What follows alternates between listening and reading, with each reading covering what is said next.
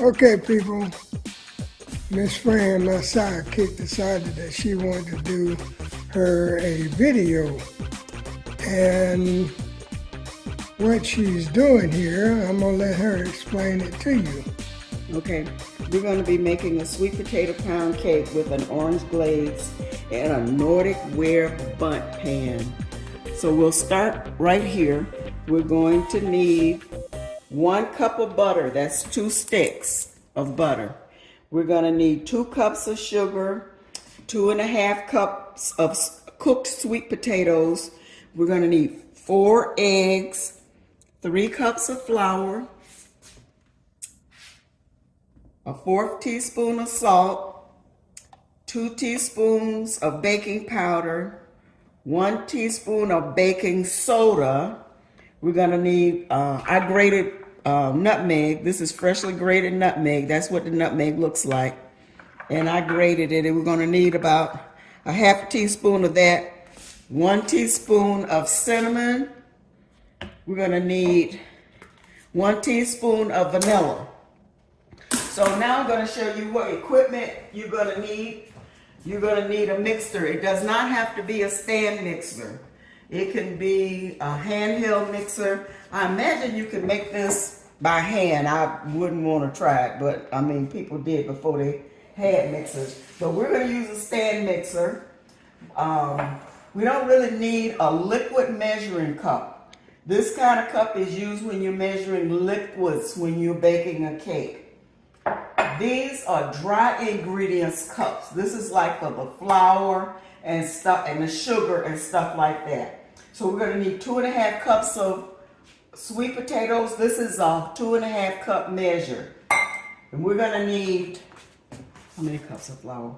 We're going to need 3 cups of flour. This is a 3-cup measuring cup. If you don't have 3-cup measuring cup, you can take 1 cup, a 1-cup measuring cup, and do it 3 times. You're going to need a sifter to sift the flour with. You're going to need, this is the Nordic Ware Bake pan that we're going to use today. It holds up to 15 cups. And this is the spray that we're going to use. There's another kind that you normally see in the grocery store. I believe it's made by Pam, I'm not real sure, but it's the baking spray that has the flour in it. And so that's the equipment we're going to be using. When you see us again, my friend Mary is going to show us, this is actually her cake recipe.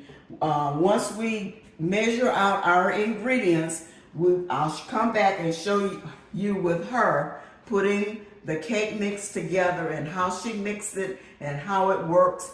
You need to start your oven when you're getting ready to begin. We're going to start with a hot oven of 350 degrees, and that needs to be preheated before you get the cake ready. Because after you get the cake mixed and poured into the pan, you're going to put it in the oven, and it needs to be at 350 when you get ready to do that part. So I'll be back with you when we get ready to start mixing. Okay, I've already started creaming the butter and the sugar, because after you put the butter in there, you cream that for a few minutes. I'm following Mary's recipe. You cream that for a few minutes, and then you put the sugar in and you cream that in for 4 or 5 minutes, because you want the sugar to dissolve and to mix thoroughly with the butter. And then you're going to add you can either boil these sweet potatoes or you can bake these sweet potatoes. But here's the 2.5 cups that we're adding to the butter and the sugar that is already creamed. You add it a little bit at a time.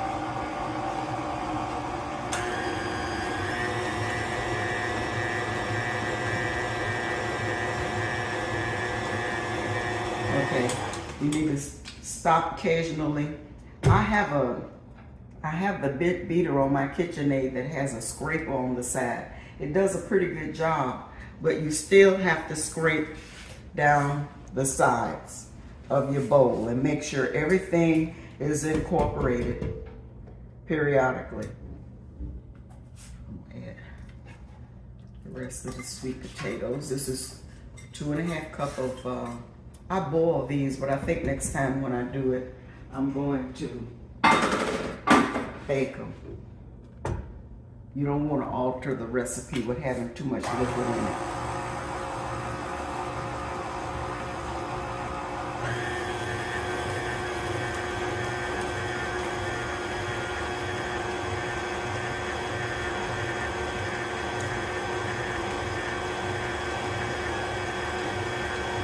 Okay, I have 4 eggs in here. They're at room temperature. I'm going to add them one at a time. You're supposed to add the vanilla afterwards, but I cheated. I put the vanilla in with the eggs.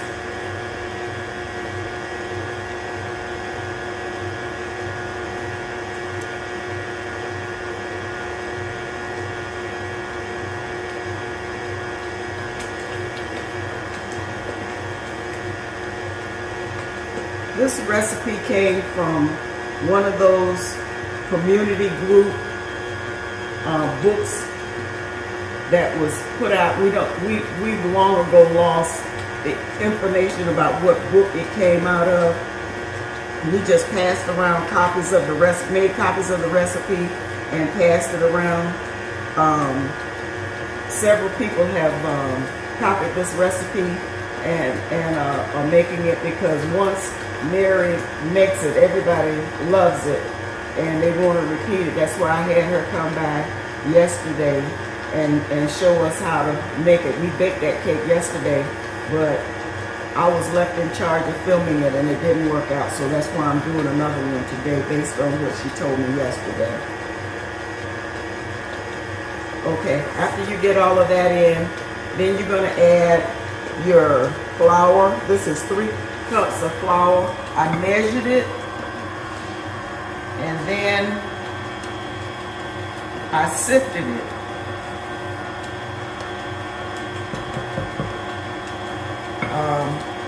But when I sifted it, I'm making a mess, huh? When I sifted it, I included the salt, the baking powder, the baking soda, the nutmeg, and the cinnamon.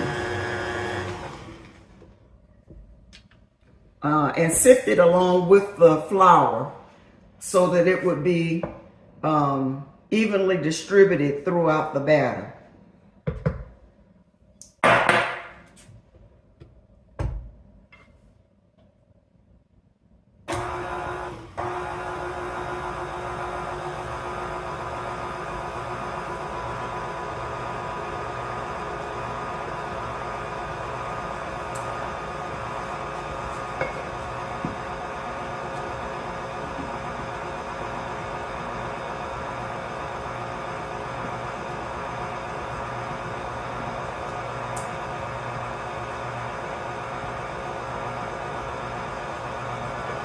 I've already got my oven heated. It's already 350 degrees.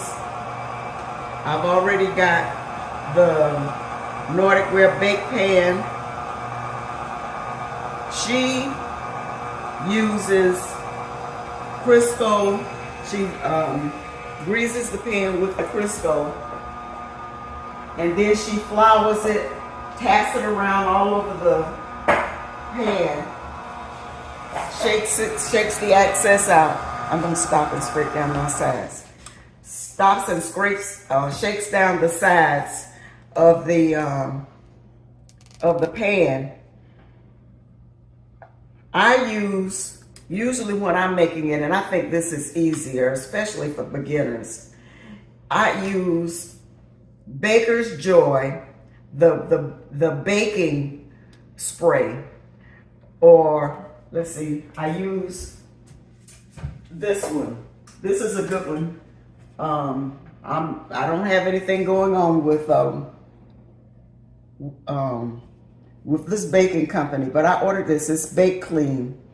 It's a good choice. Either you can find Baker's Joy. You can find that in the grocery store. Most grocery stores carry it.